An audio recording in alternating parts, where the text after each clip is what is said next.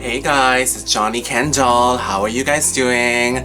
So today I wanted to do a sit-down video. I feel like I haven't done that in a while, a solo sit-down video. And I actually want to talk a little bit about mental illness today. I think that mental illness is something that a lot of people need to be educated on what it is, and a lot of people don't really know what it is. I was one of those people before I experienced it myself, so I wish I was a little more educated before. I feel like mental illness is definitely something that we need to bring awareness to. So I'm just gonna kind of freestyle this video and talk a little bit about my experience with mental illness and my experience on medication as well. So I'm gonna kind of go from the beginning of what led up to me going on antidepressant. So in the summer of 2017, last year, a lot of you guys know that my ex-boyfriend actually passed it away. I never really talked about it on my YouTube channel. I know I posted a little bit about it on my Instagram, but I never really talked about it on my channel at all. A lot of you guys that have been with my channel since day one have seen him quite a bit on my channel. I know that our boyfriend tag video was actually my highest watched video on my channel, so thank you guys for that. We broke up in the beginning of January 2017, so beginning of last year. So he passed away in July 2017, which was 6 months after we had broken up. Honestly, it really hurt me at the time. I was really depressed. I didn't know what to do. Obviously, at the time when I got the news, I was shook. I remember I was at work. I didn't know how to handle it. I was really calm at first. And then I think when I got home, that was when I kind of broke down into tears and kind of like reality just kind of sunk in and all these thoughts were coming through my mind. And honestly, it was hard because being with someone for almost 2 years and living together and going from that to, you know, going our separate ways and not talking at all. And then 6 months later with him passing away, that is so close. The timeline was so close that I think there was so much unfinished emotion and questions and closure that we didn't have. We didn't got a chance to, you know, talk things out and make things good before he left. So that kind of, you know, really hurt me at the time, and you know, it made me realize that at the time I still care a lot about him. I still, you know, at the time I still love him. I wasn't in love with him anymore, but I think that at the time I still loved him because I have, you know, lived with him and been with him for, you know, almost 2 years. A lot of my friends were very concerned about me because my drinking was a big issue. I think that I was going out of control last summer. You know, there were so many blackout drunk experiences that I experienced last summer, which is not healthy at all. I'm not encouraging it at all. But I think that a lot of my friends were very worried about me, which I totally understand why. But I'm so grateful to have friends that summer to keep me busy, to take me out, you know, go for lunch, go for dinner, and go to the clubs together and go shopping together to kind of keep my mind off things. And honestly, I can't thank them more for keeping me, you know, company and trying to cheer me up. And also, that was also the summer when Bosch aired, so I was kind of all over TV. I was all over the media, so that kind of, you know, distracted me a bit. So you know, that was great. And then one of my close friend at the time actually moved away, so he kind of exited out of my life, and he was one of the 2 friends that I hung out with that summer the most. The other friend that I hung out a lot with was obviously my best friend Julie. Julie had just got into a relationship with her ex-boyfriend around September, and that was when she exited out of my life because her ex-boyfriend was very jealous, kind of made her push me out of her life. So I remember September last year, the 2 friend that was there to keep me company the most, that supported me the most during that hard time of my life, were both gone. That was when I was in a very dark place. I didn't have my 2 close friends to lean on. I still have a lot of mixed emotion, feelings about my ex-boyfriend at the time because, you know, I loved him, I hate him, you know, back and forth, you know, I'm just kind of, my mind's just going back and forth. I can't, you know, it was just The situation was just so messy. I started going into a really dark place where I would be at work and I didn't want to be around people. I was very paranoid of being around people. I have major anxiety. I would have anxiety attack where I would just want to walk out of work. I would just want to be in a corner and be by myself. I didn't want to be around anybody. I didn't want to go to the gym after work. I just wanted to go home and be in my room and be by myself.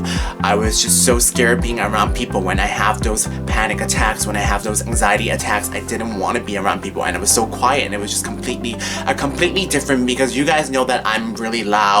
You know, I have a big personality. I'm always so much fun. I'm always really positive, really loud. I'm always kind of the life of the party.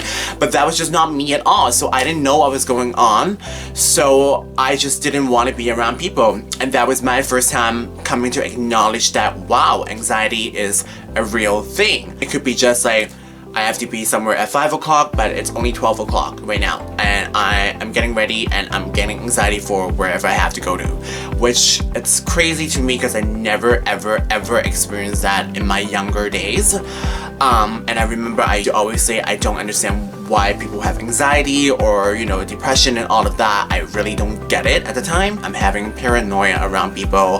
I'm getting anxiety. I just wanna, you know, be by myself all the time. I constantly can't focus and I just get into a really dark place and I just get into this hole, and the hole gets deeper and deeper. And every day I wake up in the morning, I would try to say to myself, you know, today is gonna be a good day. And it wasn't at all. You know, it didn't. It was super repetitive, and that I didn't know what to do anymore. I couldn't fight the battle by myself anymore. So I remember I going to a doctor and I was like, you have to help me, you know. You have to believe me. I really don't know what to do. I explained to her the situation of, you know, the paranoia that I was getting, you know, the anxiety attack that I was getting. So, she prescribed me antidepressant for a 30 days cycle. And she also prescribed me Ativan. Ativan is pretty much a medication that kind of changes your whole mood when you're falling into a hole. When you're, you know, it's for people that are you know, having a major attack or dying. Take the medication and it just kind of changes your whole mood. Everything is just, you know, all good again. The doctor did, you know, warn me that it's very addictive. So she told me to be careful on it. So I started taking antidepressant, and I would take Ativan like twice a day. So I would take one in the morning and then one in the afternoon. It did really help my anxiety in the beginning, but it made me very tired. I think mixing the two medications together was just very calming to me. You know, the antidepressant is supposed to, you know, give you happy thoughts, and, you know, that kind of chilled me out. And then having the Ativan on top of that, like, Ativan kind of chills you out when you have anxiety attack or panic attack. So like the two combination together, I was very tired all the time. I honestly didn't know what to do. I was so scared to get off it. I needed it at the time, you know. I needed it. I felt like I needed it. I feel like I really needed it to, you know, fix my life at the time. So the medication did really help me with my anxiety attack and panic attack. The antidepressant did start, you know, changing my mood. However, I would go out on the weekend and I would drink heavily, you know, shots after shots and drinking, you know, going clubbing and all that, getting blackout drunk. And I would say drinking on antidepressant, you get blackout so easy, and it's kind of messing with your mind because alcohol is a depressant. And when you're taking antidepressant, you're putting happy thoughts in your mind, and then you're putting a depressant in your mind, so you're really messing with your head. So I remember every time I drank, I would get blackout really easily, and then the next day I would not want to get out of bed. I would sleep till 6 p.m. the next day on my day off, which is so sad because not wanting to get out of bed is a sign of depression. Finish my bottle of Ativan and my bottle of antidepressant.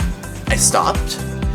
Thankfully, there was a change. I didn't have to depend on it anymore. I was much better with not having those anxiety attack and about those panic attack.